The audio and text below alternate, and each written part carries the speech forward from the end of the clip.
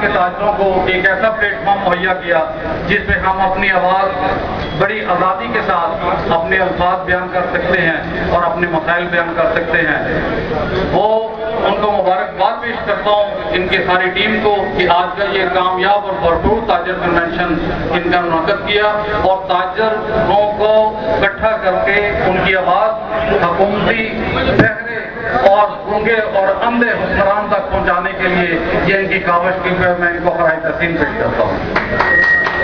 جناب، پاکستان کے مسائل، تاجروں کے مسائل، وہ کہاں سے شروع کریں، کہاں پہ ختم کریں، وہ اتنے زیادہ ہے کہ ایک ایشو پہ اگر بات کی جائے تو یہاں پہ رات ہو جائے. لیکن میں چند جو بنیادی ہمارے مسائل ہیں ان کا ذکر کروں گا کہ ہمارے حکمران جو عام کام بند کر کے بے شرموں کی طرح ہم پہ حکمرانی کر رہے ہیں، عوام پہ ظلم اور زیادتیوں کا ان کو نہ نظر آ رہا ہے نہ ان کے کام پہ ان کے جو نکل رہی ہے.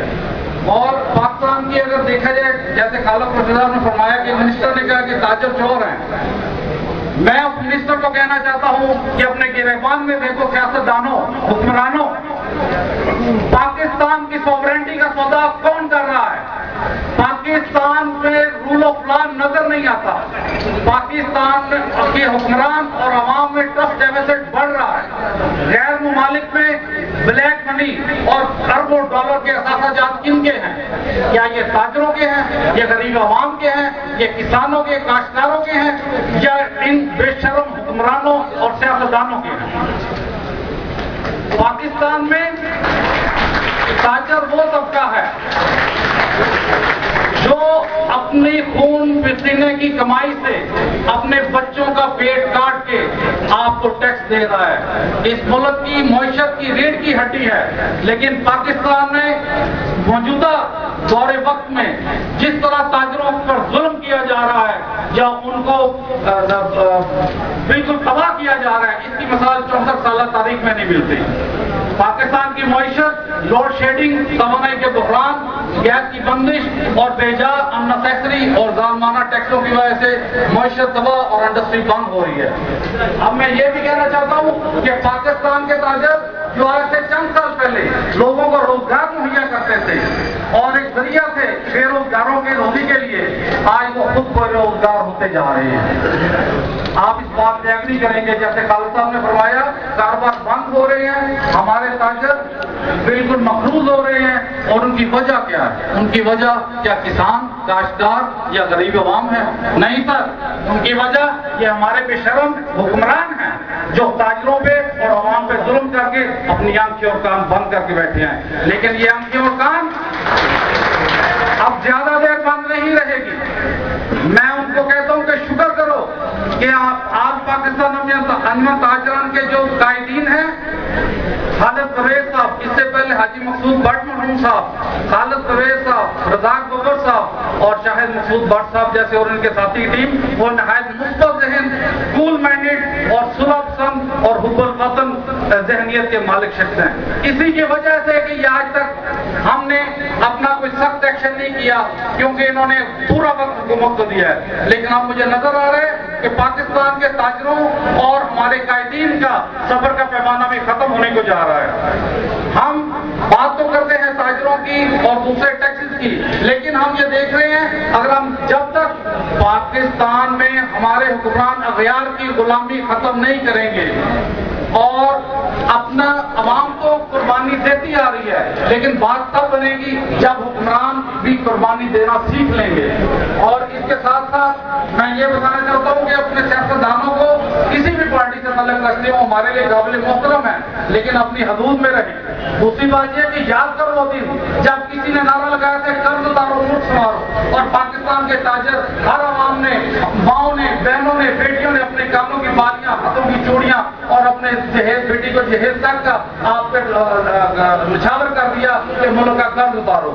لیکن جب تک آپ قرض نہیں اتارو گے تو یہ ملک، یہ بغیرتی کی زندگی اگر آپ گزارتے رہو گے، غیرت کے ساتھ جینا نہیں سیکھو گے تو یہ ہمارے مسائل سے بڑھتے رہیں گے.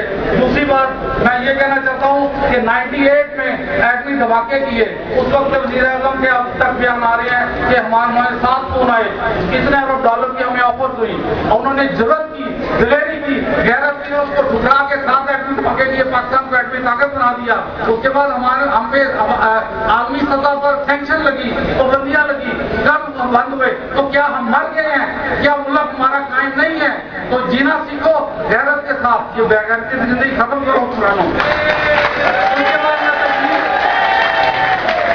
तकलीफ पेश करता हूँ जनाब खालिद परवेज साहब और हमारे गाइडीन को कि ये लोड शेडिंग का जो मेन प्रॉब्लम इस वक्त आ रहा है, इसके लिए ये कॉल दें, स्ट्राइक की कॉल दें, और न सिर्फ स्ट्राइक की कॉल दें, हर शहर में अपना जो एक्शन वापडा के दफातर हैं उसके घिराव का ऐलान करें, पुरअमन एहतजाज का ऐलान करें, और इसके साथ साथ पूरे मुल्क की हड़ताल की कॉल दें। जब तक ये हम इनको आंखें नहीं दिखाएंगे, ये हमें हमारी शराफत का नजायज फायदा उठा के हमें बिल्कुल इस तरह पिछता हुआ करते रहेंगे, बिलोड़ते रहेंगे।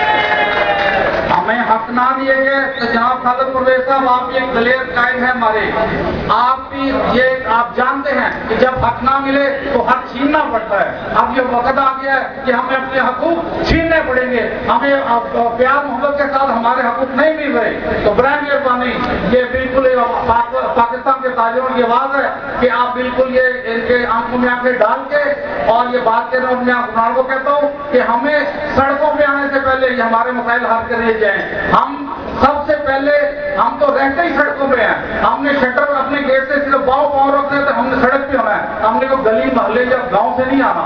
तो डरो इनसे कि जब ताजर सड़कों पे आ गए उनका समंदर आप सबको बहा के ले जाए।